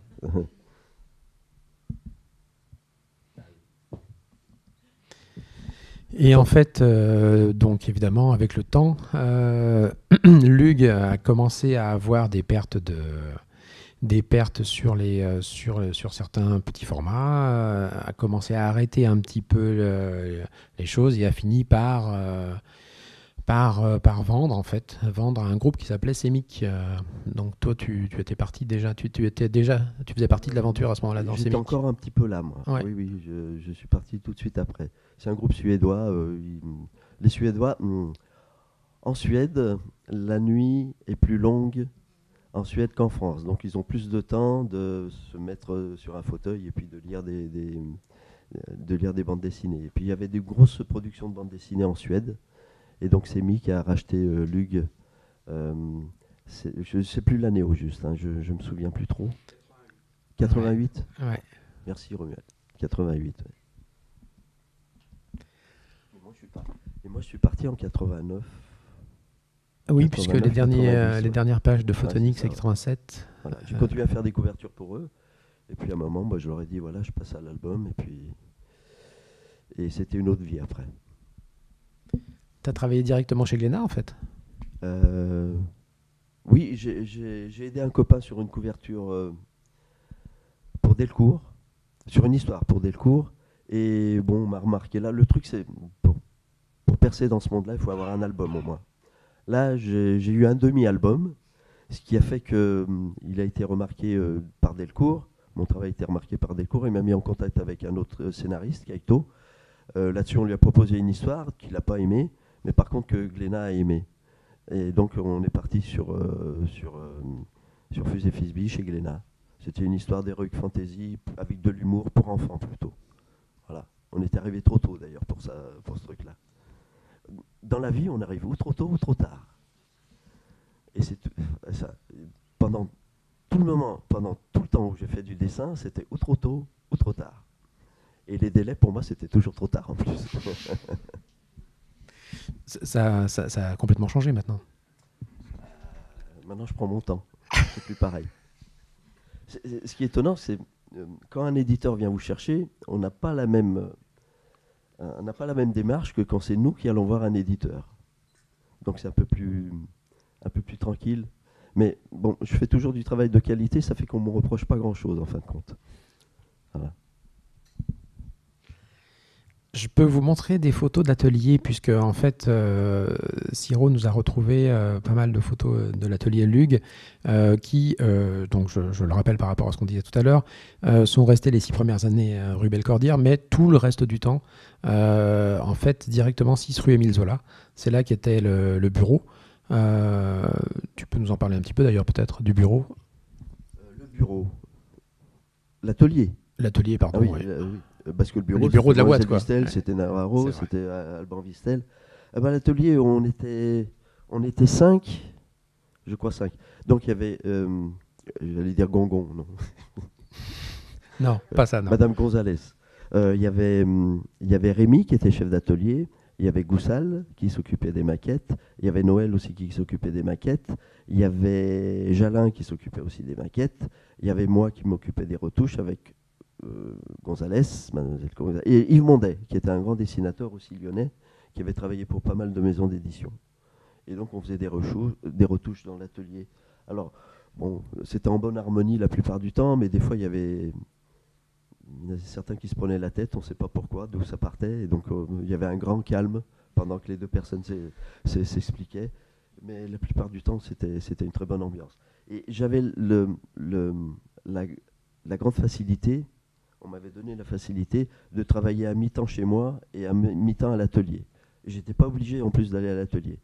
Mais j'y allais souvent parce que le métier de dessinateur, on est dans notre coin, on voit personne, on ne sait pas comment est la vie à l'extérieur.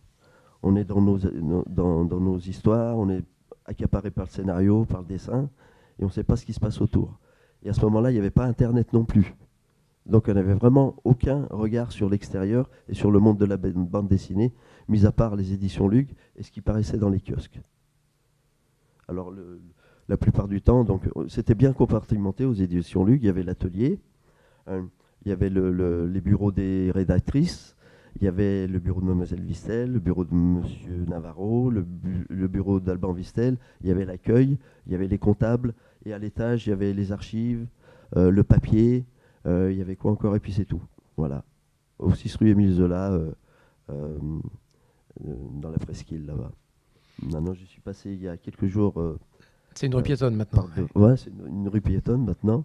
Avant, c'était une rue où il y avait des femmes de petite vertu. Et puis, bon, il y a beaucoup de choses qui ont changé depuis. Et j'ai vu le porche qui était là, c'était fermé. Par contre, j'ai pas pu aller à l'intérieur, mais ça m'a fait quelque chose quand même. Maintenant, je ne sais pas du tout ce qu'il y a.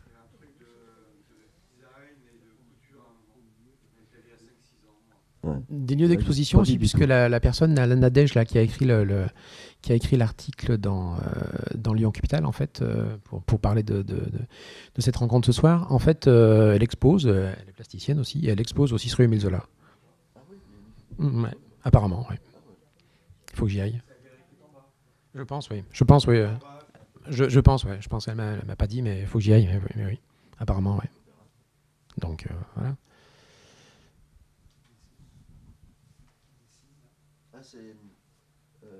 J'étais pas là quand il dessinait. C'est Claudie, un dessinateur aussi lyonnais, c'est reconnu. Alors Claudie, il avait une vie très administrative quand il dessinait. Il avait ses pantoufles. Et puis il avait une documentation à côté de lui, plein de choses. Et donc c'était pas classé du tout. Il savait où tout était placé. Et moi je l'appelais Gepetto parce qu'il ressemblait à des profils.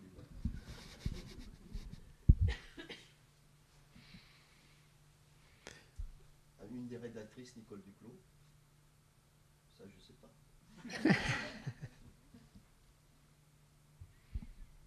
Ça marche pas toujours, mais c'est pas grave.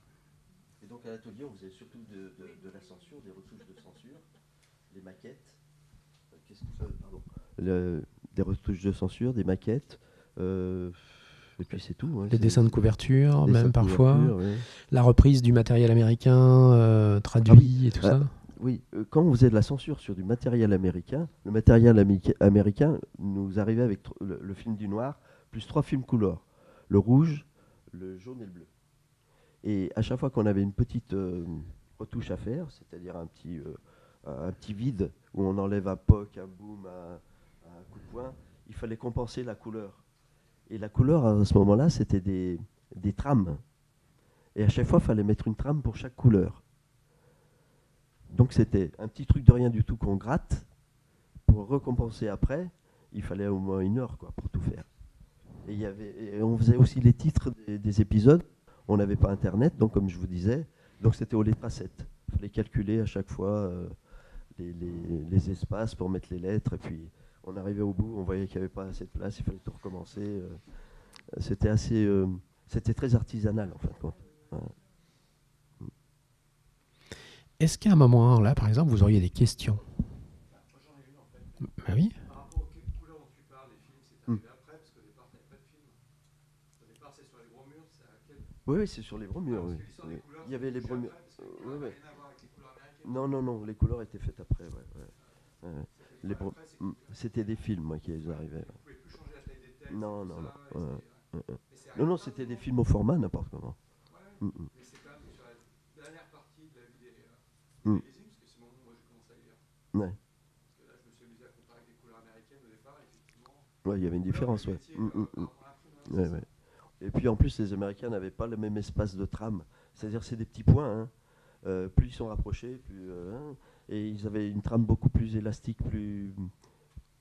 Les points, ils étaient vraiment très séparés. Ça faisait quelque chose de très pastel, là, en fin de compte, comme rendu. C'était presque l'après-impressionnisme, quoi, avec les... Ah oui, c'est ça, ouais. C'était du Degas, ouais. On a fait du Degas, ouais, c'est ça. D'autres questions? Ouais. Les petits formats, il n'y avait pas d'abonnement, c'était donc mensuel, mais sans abonnement. Si, bien sûr. Au contraire, il y ils avait vivaient des abonnements, donc bien sûr. Il y avait de l'abonnement, oui. Ah oui, donc Oui. vous dites BD de kiosque, mais ça pouvait être livré à domicile. Ah oui. Bien Oui, sûr, mais bien c'était sûr. la BD qui était dans les kiosques au départ. C'était prévu pour les kiosques. Ça Oui. définissait surtout un mode de production et puis un prix aussi. Hein. On est très loin des albums qui coûtent cher à l'époque. Oui, puis le papier, c'était du papier ordinaire. Ah oui. Oula, oui. Alors, du papier ordinaire, un petit peu de meilleure qualité que par exemple le matériel américain, hein, mais il n'y avait pas de mal. Et Et il mais n'y avait par pas contre- de pub dedans. oui, c'est Ah oui, ça. il y a un truc important aussi. Un petit format comme ça, il devait y avoir au moins 2 histoires. Et avec les 2 histoires, il devait y avoir des articles qui n'avaient rien à voir avec le contenu du bouquin. Donc c'était des articles différents à chaque fois. Ça pouvait être les dinosaures, le tsar de je sais pas où, moi j'avais eu une illustration portant sur la dinde, la fête de la dinde en Amérique. Franchement, voilà. Thanksgiving Day. Si, bien Oui, sûr. oui, si, c'était une Si, obligation. bien sûr. C'était une obligation. Il devait y avoir au moins 10% du magazine qui soit instructif, entre guillemets. Oui. De temps en temps, on avait des illustrations offertes par rapport à ces articles. Et M. Alban, Vistel, en faisait aussi quelques-uns dedans. Et le courrier des lecteurs, il avait une grande place dans le... Il y avait une page, ouais. Et une page complète, ouais. Mhm. Une page complète. Et on prenait beaucoup plaisir à lire le courrier des lecteurs. Au moins, on savait où on en était. Pardon. Est-ce qu'il y avait des magazines destinés aux filles? Parce qu'à l'époque, Oui, c'était quand même très différent. Oui, il y en avait quelques-uns, mais c'était pas énorme. Il y en avait surtout à mon journal. Il y avait Shirley, je crois. Oui, Shirley. Et puis il y avait d'autres magazines dans d'autres maisons d'édition. Je me souviens de Tartine. Je me souviens de... Il n'y avait pas Fillette ou un truc comme ça? Lisette. Plus grand format. Mais Shirley, c'était du petit format par contre. Ouais. Mais j'ai l'impression que les filles aimaient moins la BD d'aventure et des choses comme ça. Ouais. Sauf expression. Comme ça, hein. Bah ouais, bah voilà. Mais c'est pas un reproche, hein. C'est pas un reproche. Moi, j'avais Hein. 10 ans Hein.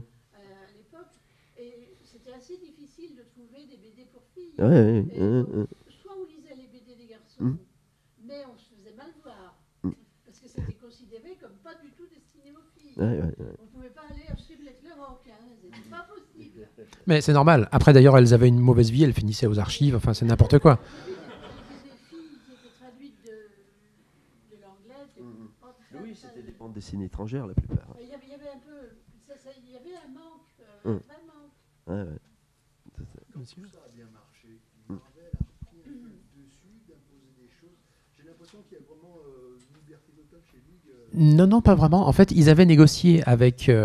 Alors, on est. Sur 10 ans, enfin, Alors, plus ou moins. C'est-à-dire qu'en fait, grosso modo, Lug choisissait. C'était en fait leur prérogative, c'est-à-dire qu'ils choisissaient ce qui arrivait de chez Marvel. Et ce que ce que Lug ne prenait pas, une autre boîte qui s'appelle Aredit, à Tourcoing, publiait. Alors, en fait, ils l'ont publié en petit format eux aussi, parce qu'ils avaient eux aussi des petits formats noir-blanc, qui retouchaient, mais plutôt pour que les pages comics tiennent dans leur petit format à eux. Et puis après, ils ont sorti, alors pas l'équivalent, mais parce qu'en fait, c'était sur un papier différent, mais ils sortaient exactement les mêmes choses que Lug ne prenait pas. Et il y avait un petit désavantage par rapport à Reddit, c'est qu'il n'y avait pas de suivi vraiment. Moi, je suivais tout, hein, mais j'arrivais pas à me retrouver dans leurs albums. Autant c'était bien compartimenté chez Lug, on suivait les super-héros du début, enfin il y avait quelque chose de très régulier. Autant chez Reddit, c'était pas pareil. Et les retouches étaient moins bien faites en plus, je pense. Enfin, moi, je voyais ça. Ouais, ouais, c'est vrai. Ouais. Ouais, il y avait un truc. En fait, après, ils ont repris même les personnages que Lug n'a pas réussi à exploiter jusqu'au bout, comme Conan, comme des choses comme ça aussi. Hein. Donc, mais en fait, oui, effectivement, après, ils se partageaient. Et une chose, nos deux histoires, Photonique et Micros, que faisait Miton, paraissaient dans des albums, dans des revues, où il y avait aussi du matériel américain. Et donc, Lug donnait des royalties aux Américains pour que ça puisse paraître, qu'ils aient l'autorisation de paraître avec les super-héros américains. On travaillait pour les Américains, enfin, quand je travaillais pour les Américains, je ne savais pas. Donc finalement, le pseudo, c'était justifié en fait. C'était justifié le pseudo en fait. Ah oui, bah oui. Est-ce que vous auriez d'autres questions ? Oui, est-ce que ces petits formats sont conservés quelque part alors ici, il semble qu'il y en ait quelques-uns, mais est-ce qu'il y avait un dépôt légal et est-ce que ces magazines étaient conservés ?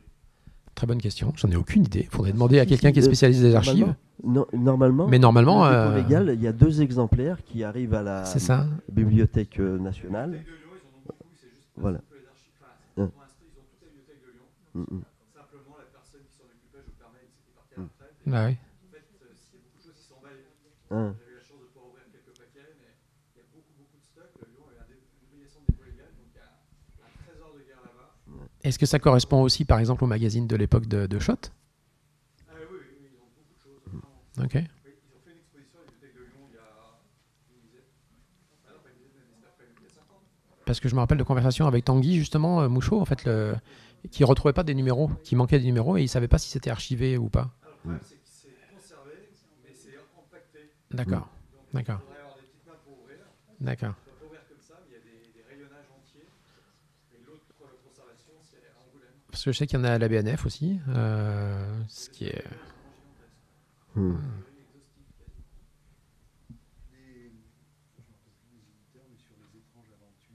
Bien sûr. Mais bon, qui étaient plus branchés science-fiction que super-héros, eux n'ont pas ici de copier finalement ce marché qui se vendait bien, quoi, de très gros tirages.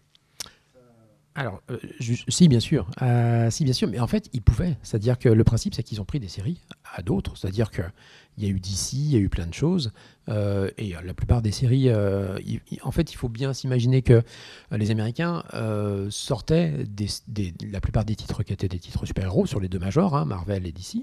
Mais ils n'avaient pas que ça du tout. On a vu tout à l'heure là, qu'il y avait des licences comme La Planète des Singes, par exemple, qui n'ont pas duré très longtemps. Mais par contre, tout ce qui est horreur ou tout ce qui est un petit peu plus... adulte, on va dire, a toujours très bien marché chez DC et chez Marvel aussi, un petit peu moins, mais quand même, historiquement, il y en a quand même pas mal de séries, et qui faisaient la gloire des autres éditeurs. Hein. Il y a eu le Motard Fantôme, Ghost Rider, il y a eu tous les titres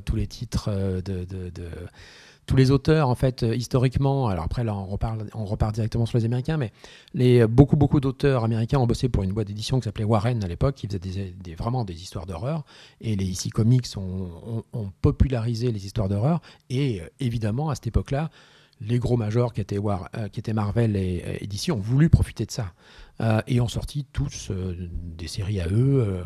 Alors voilà, il y en a eu un petit peu moins chez Marvel, mais il y en a quand même eu.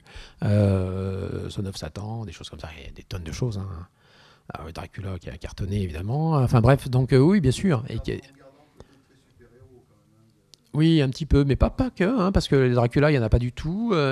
Par contre, ça reprend les mêmes dessinateurs. C'est-à-dire que Gene Colan, qui a beaucoup travaillé sur Daredevil, va travailler sur Tomb of Dracula, d'abord dans des magazines, parce qu'en fait, le principe des magazines, c'est qu'ils n'étaient pas soumis aux mêmes choses. C'était un plus grand format. Et ça leur permettait aussi d'avoir un rapport direct avec des lecteurs adultes. Parce que, mine de rien, le comics des années 70 va essayer le plus possible de se rapprocher des adultes. Et puis ça marchera parfois et parfois pas du tout. Mais pour le coup, Tomb of Dracula, c'était quand même assez dur et on était moins dans une BD de super-héros du tout en fait. Hein. Ouais, bien sûr. Après, si je peux me permettre, la différence c'est qu'Haredi et Artima ont voulu garder d'abord le problème de retouche qu'avait lu, donc ils ont ciblé le public pour adultes. Comme disait Siro, les revues sortaient quand même plutôt tous les 2 mois, il y avait un suivi complexe. Moi j'ai une collection complète à la maison pour retrouver où ça c'est. Et ils sont pas passés sur la jeunesse du tout, pour pas faire autant de retouches. Donc ils n'avaient pas la même diffusion, même chose. Et pour savoir quand ça sortait, c'était quand même hyper galère. Il y a beaucoup de revues lues, on savait que ça sortait 5-8 mois. Et puis ils ne suivaient pas, c'est-à-dire que c'est ce que disait Siro, c'est-à-dire que en fait, le principe, le premier même problème de Lug, c'était de prendre les comics et de les sortir les uns après les autres. Et donc le problème, c'est qu'avec ça, vous vous retrouviez avec des retards de publication monstrueux. Donc en fait, très rapidement, Lug a dû doubler les épisodes des plus grosses séries, comme Spider-Man, comme les Fantastic Four, pour réussir à rattraper le retard américain. Alors qu'à Reddit, ils n'avaient pas ce problème. En fait, ils sortaient des petits fascicules de 4 épisodes qui suivaient, et encore, pas toujours. Et en fait, ils ne se posaient pas la question de savoir si vous étiez au fait de qui étaient les personnages avant ou pas. C'était pas leur souci. Il y a beaucoup de collections, de formats très très différents aussi. Hein. Alors que lui, finalement, on avait 16 tranches numérotées, ça faisait des murs entiers. Et ils ont réussi à sortir aussi, parce que c'était l'intérêt, c'est-à-dire que comme les personnages de Stan Lee avaient cette espèce de faculté assez magique de passer d'une série à l'autre, très vite, Reddit en a aussi profité pour sortir un petit album cartonné à Daredevil, un petit truc comme ça, ça coûtait rien, bon, voilà. Que Lug avait refusé au départ en fait. Hein. Lug, ils sont pas allés sur Hulk, ils sont pas allés sur les Avengers par exemple, ça les intéressait pas.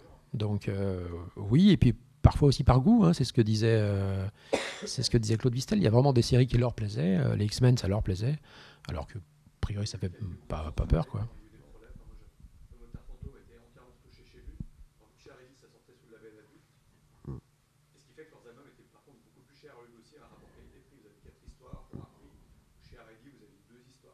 Motard Fantôme, c'est pour info, c'est un motard justement avec un crâne, un skull en feu.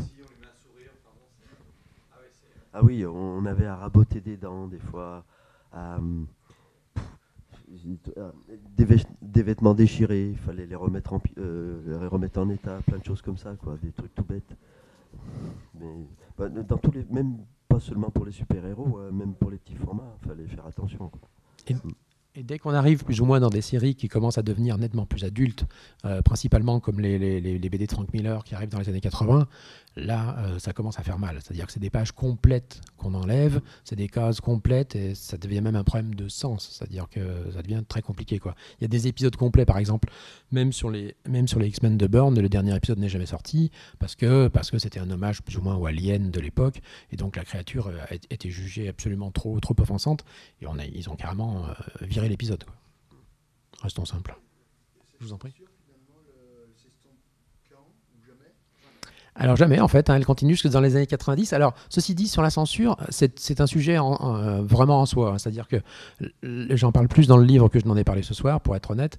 Mais c'est une censure qui s'est établie avec le temps. C'est-à-dire que même si la loi de 49 stipule des choses assez précises par rapport à la jeunesse, le comité de censure lui-même va devenir de plus en plus actif avec le temps. Et du coup, les éditeurs vont vraiment souffrir de ça. Hein. Pour le coup, Claude Vistel, quand elle parlait de sa carrière quand même aux éditions Lug, ce qu'elle regrettait le plus, c'était la censure. Hein. C'était vraiment très très difficile. Et songer à ce qui se passait justement à un autre niveau, je pense au SOS Météore. Bien sûr, bien sûr. Ah non, bien sûr, ça touchait absolument tout le monde. Alors, on peut repartir aux origines de cette censure, qui est absolument passionnante, puisque je reste persuadé que c'est un sujet, mais qui mériterait presque une soirée ici totalement, parce que la censure sur la jeunesse, c'est vraiment un sujet en France. C'est vraiment un sujet qui part de loin, en fait, qui part, j'en parle dans le livre, notamment de personnages assez importants qui ont eu une existence très très longue et très importante. Notamment l'abbé Bethléem, qui était celui qui a le plus véhiculé cette censure, parce que c'est quelqu'un, dans les années 1910, qui a décidé, qui trouvait que c'était bien quand même de décider quel livre vous pouviez mettre dans votre bibliothèque et quel livre il ne fallait pas garder. Donc, il s'est dit, pourquoi j'en ferais pas chaque année un espèce de petit livre pour dire, voilà. Alors, ça a l'air anecdotique, ça nous fait sourire maintenant. À cette époque-là, ça n'était pas du tout anecdotique. Et on s'aperçoit que la plupart des pays francophones vont suivre ses conseils. Ça va tellement marcher qu'il va décider d'en faire une revue. C'est-à-dire qu'en fait, il va faire une revue tous les mois pour dire « Bon, ça, non, vraiment, c'est pas la peine de les mettre dans des librairies publiques ou de les acheter, ça sert à rien. » Et ça a l'air de rien, mais ces ouvrages vont avoir un succès incroyable et vont être repris par les conservateurs de tout poil au fur et à mesure. Alors, il faut savoir que l'abbé Bethléem était quelqu'un... J'ai des petits visuels pour vous, ça tombe bien. Qui savait faire parler de lui assez rapidement. Et donc, c'était un petit peu comme une petite influenceuse à l'époque. Il demandait à des photographes de venir le rejoindre sur le marché en train de déchirer des illustrés jeunesse.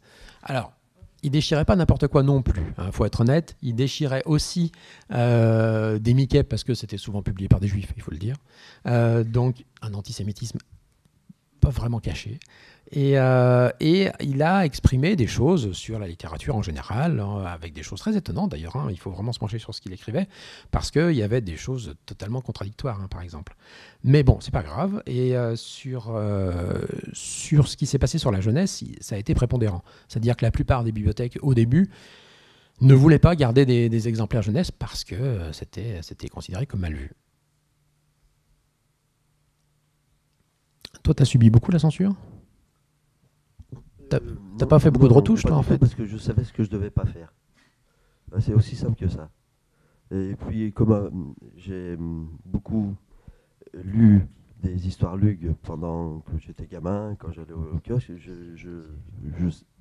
j'étais imprégné de cette vision pas de la violence, mais parce que c'était plutôt sur la violence. Mais moi, la violence, je la suggérais, je la montrais pas, ça servait à rien, quoi. Et donc, en ce qui concerne la censure, non, j'ai eu aucune censure. Si, Mlle Vistel m'a censuré non, elle n'a pas censuré. Si, elle m'a censuré une couverture, parce que j'avais fait l'araignée, qui était au-dessus d'une foule où on ne voyait pas les visages. Ça faisait trop peur, il paraît. Moi, ça m'a fait rire un petit peu, mais bon, c'est très bien. Et une autre fois où il y avait l'araignée qui sortait d'un combat de je sais pas quoi, et il avait son costume un petit peu déchiré. Donc elle m'a demandé de lui rapiécer un petit peu le costume. C'est les seules fois où j'ai eu problème de censure. Oui, je vous ai retrouvé les petites photos de notre abbé Bethléem, qui alors va continuer à beaucoup écrire sur ce qu'il fallait garder ou pas garder, et dont la plupart des idées en fait vont servir plus tard dans cette commission de censure, dont je rappelle le pauvre abbé d'ailleurs, il est mort en 1940, 2 mètres du bol de sangria, dès qu'arrivait le gouvernement de Vichy, donc il n'aura pas pu profiter de ses plus belles années, c'est vraiment dommage. Mais par contre, ces idées vont infuser à peu près toute la droite dure pendant longtemps, et donc vont effectivement créer cette commission de censure en 1949, donc bien plus tard, et avoir effectivement un effet assez impressionnant sur tout le reste. Alors non pas qu'il ne fallait pas d'ailleurs un peu de censure, puisqu'on l'a vu par exemple sur les... C'était une autre époque, c'est-à-dire quand vous regardez les bandes dessinées de Fantax, c'était quand même très très violent, et absolument pas pour enfants, en fin de compte. Ça décapitait vraiment à tour de bras. Donc c'est pas qu'il fallait pas de censure, c'est que c'est devenu une institution. N'oublions pas, s'il vous plaît, aussi qu'au lendemain de la Seconde Guerre mondiale, la fameuse commission de censure dont vous m'avez dit très justement, c'était moitié, disons, démocrate chrétien, moitié communiste. Absolument. C'était des gens qui voulaient lutter contre l'influence américaine. Principalement. Il fallait donc éliminer ces mauvais illustrés pour la jeunesse qui avaient Absolument. Et d'ailleurs, dans le livre, je parle d'un film en fait qui dure pratiquement une vingtaine de minutes, qui est fait principalement effectivement sur plutôt l'aspect non pas religieux mais l'aspect plutôt communiste, où en fait ils ont envie de montrer des enfants qui lisent et se pervertissent dans des illustrés. Alors ils ont quand même eu peur de filmer directement les bandes dessinées de super-héros de l'époque américaine. Ça leur faisait peur quand même de se manger des procès par rapport à Superman et tout ça. Donc en fait, ils ont créé eux-mêmes leurs super-héros en dessinant eux-mêmes des choses qu'ils voulaient condamner. Donc en fait, ils ont fait un film de 20 minutes de propagande pour dire c'est mal, il ne faut absolument pas lire des BD de super-héros. J'en parle dans le livre, je montre ce super-héros en question qui a été créé pour les besoins de ce film. Exactement, bien sûr, bien sûr.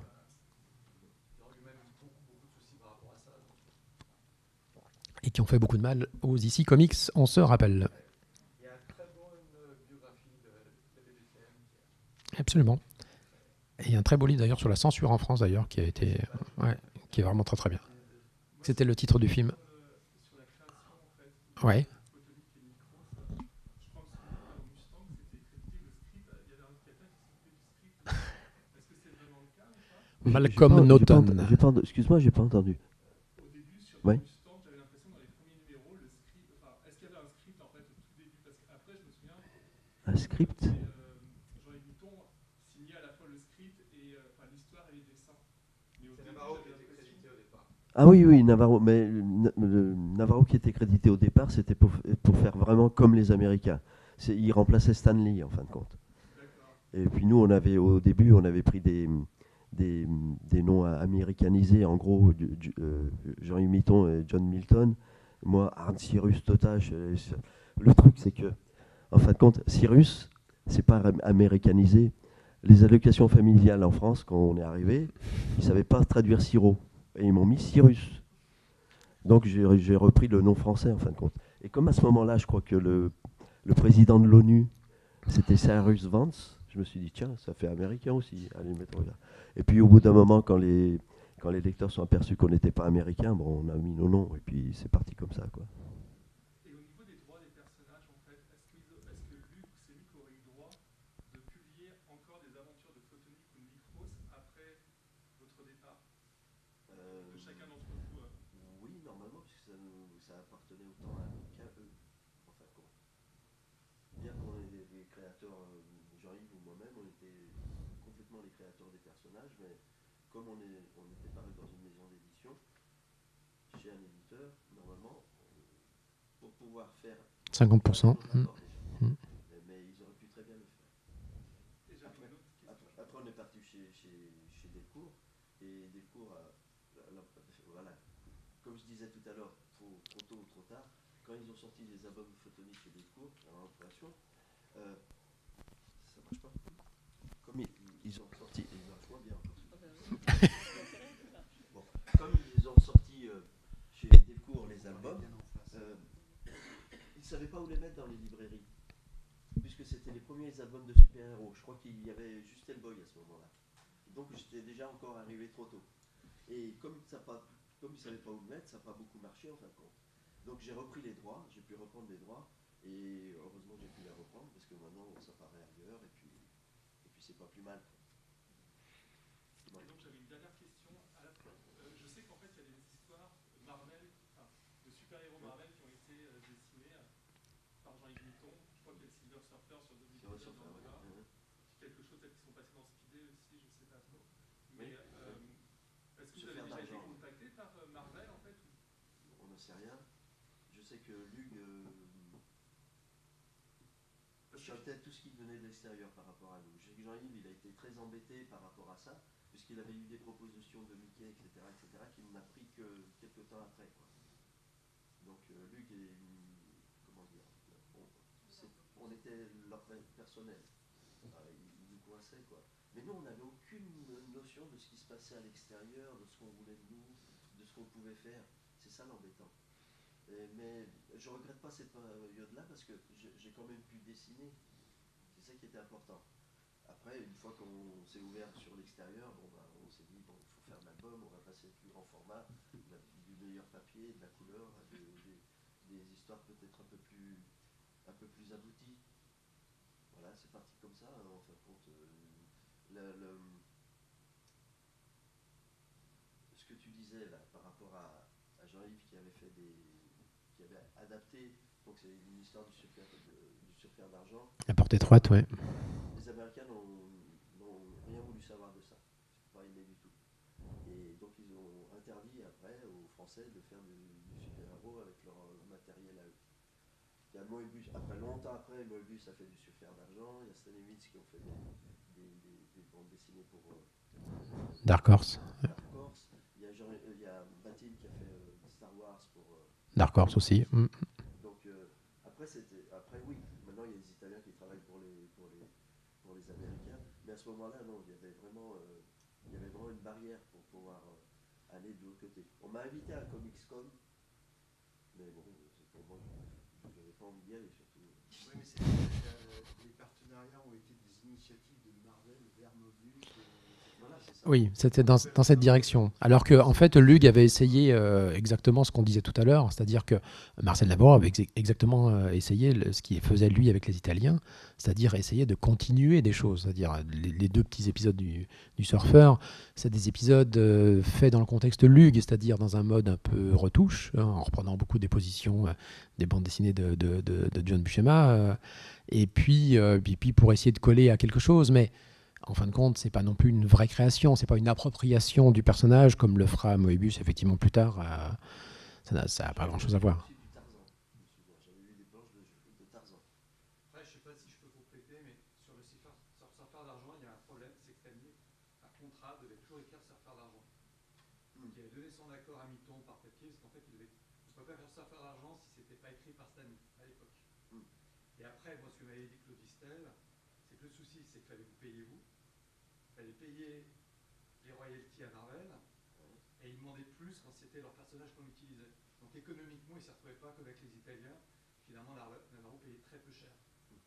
Oui. En fait, ils ont lancé Mustang derrière. Et puis il n'y avait pas vraiment de création, c'est-à-dire que c'est quand même la grosse vraie différence, elle est là.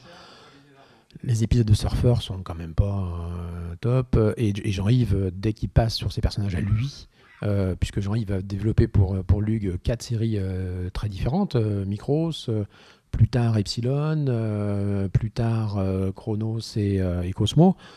Et là, dès qu'il est en mode création lui-même, il explose tout, quoi. C'est complètement très différent, quoi. Bien sûr, ouais, bien sûr. Et c'était quand même, vraiment, il y avait quand même, chez nous, chez lui, il y avait quand même une histoire d'argent aussi, avec les rentabilités des histoires. Il y avait surtout, voilà. il y avait une histoire d'argent.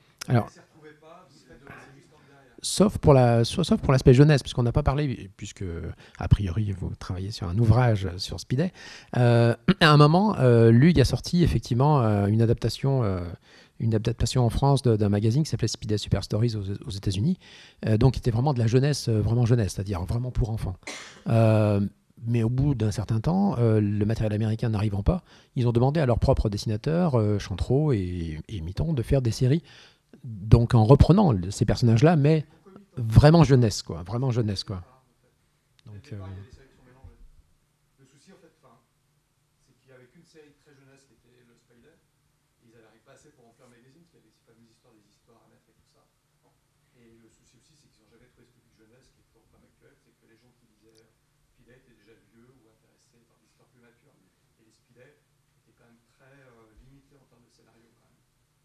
C'était un peu bébête, on peut dire des choses comme ça. c'était pour enfants. Ah, mais vraiment enfants américains. Et ça visait un public très très jeune. Les séries n'étaient pas très très bonnes. Je les ai relues, c'est comme une souffrance. Hein. Donc, voilà. Mais donc ils ont produit La Torche, les Fèves, tout ça pour compléter. Mais ils n'ont jamais trouvé le public. Enfin, le courrier des lecteurs est affligeant, ils se font descendre. Et ils ont le problème aussi de la commission paritaire. C'est-à-dire que la revue n'a pas été reconnue comme étant pour jeunesse, d'où le fait qu'après c'est Mustang qui a sorti les héros, c'est qu'ils n'ont pas pu, Speeday a failli s'arrêter et mourir 4 fois au départ. C'est-à-dire que la commission ne reconnaissait pas que c'était pour la jeunesse, malgré le côté très très enfantin. Donc de toute façon, ça fait un échec tout le long, jusqu'à un fameux numéro arrive à mettre de lumière et la série commence à se détacher un petit peu. Oui, ils avaient repris les X-Men avant, et puis après il y a eu directement Photonique et tout. et qui paraissait pas tout le temps non plus quand même, hein, Photonic. Parfois, il y avait des moments où il était un petit peu en retard. Parfois,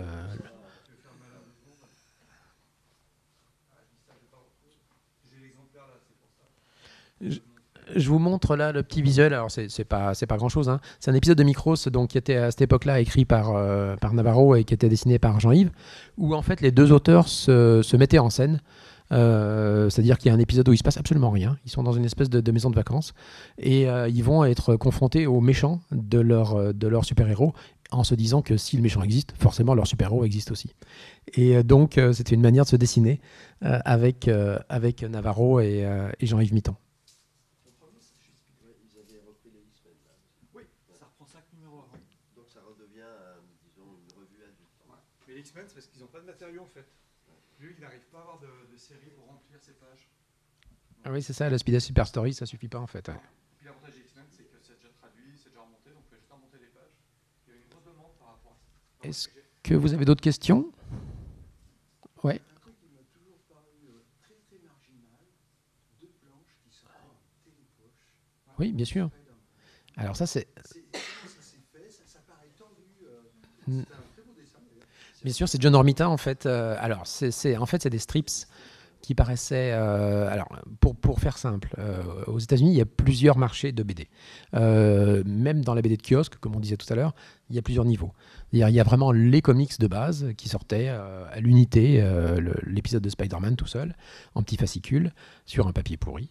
Et il y avait les strips qui sortaient dans les journaux. Alors, il faut quand même préciser. Exactement, principalement dans les pages du dimanche, mais pas que. Parfois, ça pouvait être dans d'autres pages aussi.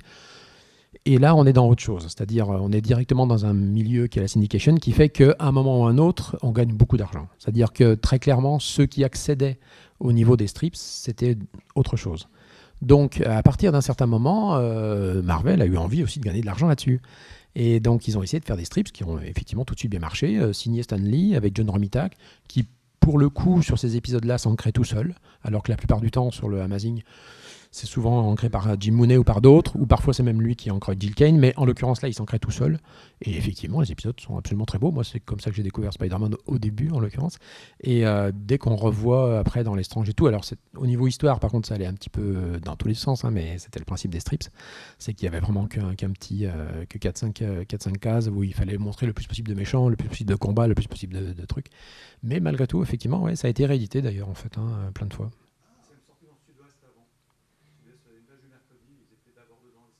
Ah oui, d'accord. Avant Télépoche. Ouais. Je ne savais pas. Ah, bien sûr. Mais bien sûr.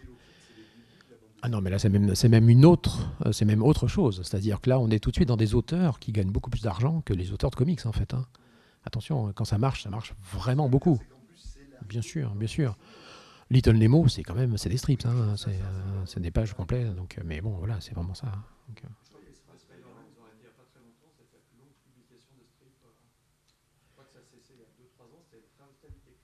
ouais, c'est ça, oui. Ils ont pratiquement. Alors, ils ont essayé sur du Conan, sur des choses. Enfin, ils ont fait plein de trucs en strips, hein, en fait. Hein.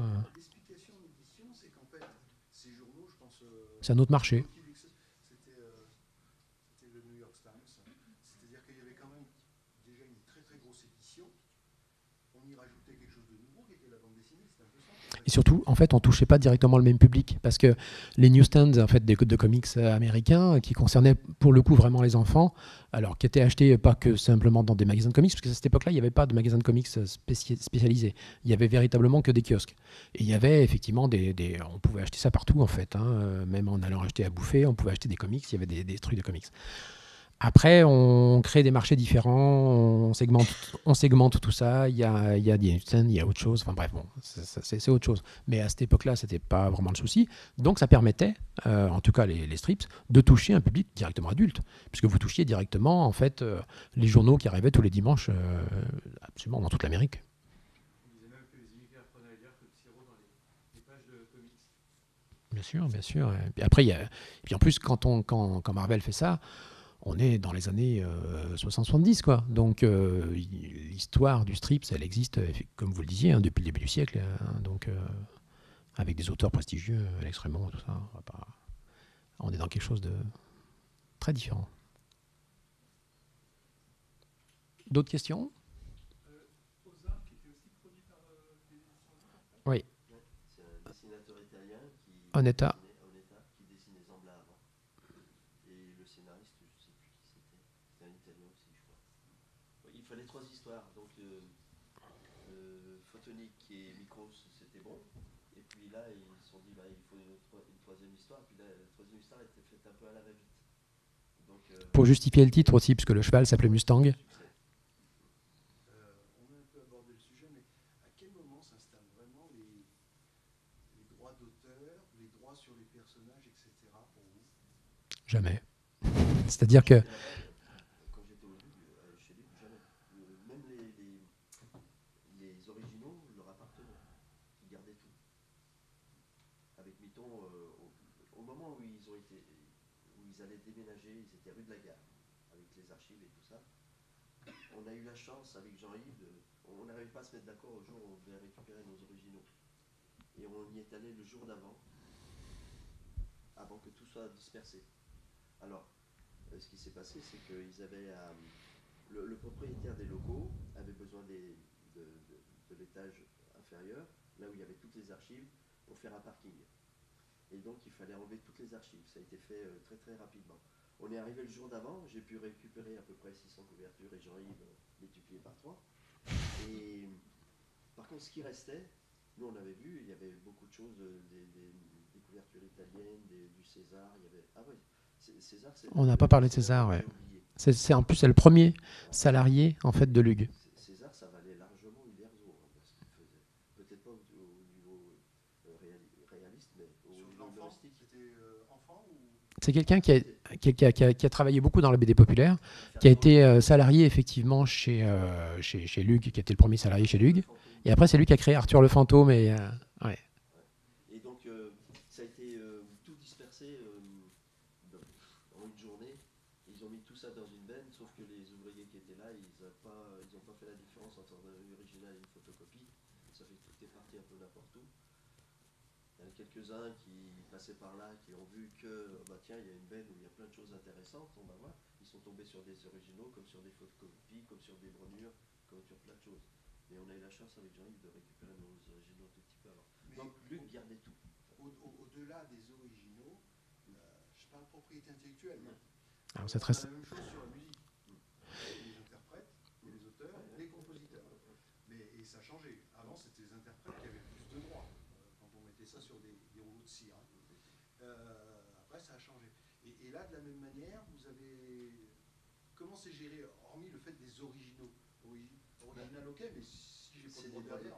Non, c'est des droits d'auteur. Maintenant, l'auteur qui crée quelque chose, c'est à lui, normalement. Alors, il y a l'auteur du dessin, mais l'auteur celui qui crée le personnage sans le dessiner. Parce qu'il y a beaucoup de... Ah non, mais le scénariste, donc. Donc, on est 2 créateurs. Là, je parlais de moi parce que je fais le tout. Mais normalement, on est 2 créateurs. Ouais. Alors maintenant, si on veut vendre les droits ailleurs, il faut se mettre d'accord tous les 2, déjà. Et puis, si ça sort déjà encore... Enfin, si ça sort chez un éditeur en même temps, il faut que les 3 soient d'accord. Voilà, ça se passe comme ça. Après, les droits d'auteur, il y a un pourcentage pour le scénariste, un pourcentage pour le dessinateur. Et tout ça, on fait des contrats, justement, où tout est bien expliqué. Et après, avant, il y avait c'était l'URSSAF. Maintenant, c'est l'URSSAF qui s'occupe de tout ça, pour ce qui est Oui, avant, c'est la maison des artistes et tout. Oui. Les cotisations, c'est beaucoup plus compartimenté. Quand je suis arrivé avec mes premiers dessins, les premières retouches aux éditions Lug, j'étais artiste peintre, parce que les éditeurs BD, ça n'existait pas. Ils m'ont mis artiste peintre. Après, j'étais journaliste, puisque je paraissais dans des journaux. Après, j'étais écrivain, puisque je faisais du scénario. Et enfin, on a été auteur de bande dessinée, à un moment donné. Alors, scénariste et dessinateur, auteur de bande dessinée. Par contre, quand vous travaillez sur des personnages qui existent, Spider-Man, des choses qui sont vraiment copyrightés, en fait, rien de ce que vous faites ne vous appartient. Quand bien même vous le travaillez pour un éditeur, parce que là, c'est même l'ambiguïté. En fait, vous travaillez pour quelqu'un qui est Lug, et vous travaillez donc, mais malgré tout, vous faites des couvertures de Spider-Man ou d'Iron Man ou tout ça. Et en fait, ça appartient à Marvel. Mais ça vient du système américain. Bien sûr. Le système américain qui fait que la multiplicité de ceux qui interviennent, scénaristes, dessinateurs, coloristes, monteurs, tout ça, ils changent du Oui. Alors, il faut se méfier quand même des schémas. Hein. C'est-à-dire que c'est vrai que sur le papier, sur les comics, c'est très simple. C'est-à-dire qu'il y a des noms, il y a plusieurs noms. Et en fait, évidemment, tout appartient aux majors qui possèdent les droits des personnages. On a bien vu le problème que ça posait avec les films.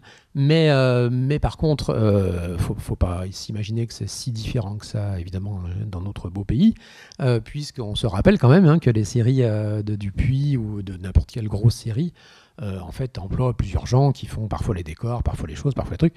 Et mine de rien, on retrouve... Alors, dans une économie très différente, je vous l'accorde, mais un petit peu le même fonctionnement que les BD de kiosque, pour être franc. D'autres questions? Oui, il y a quel roman, mais à part ça... Oh, merci.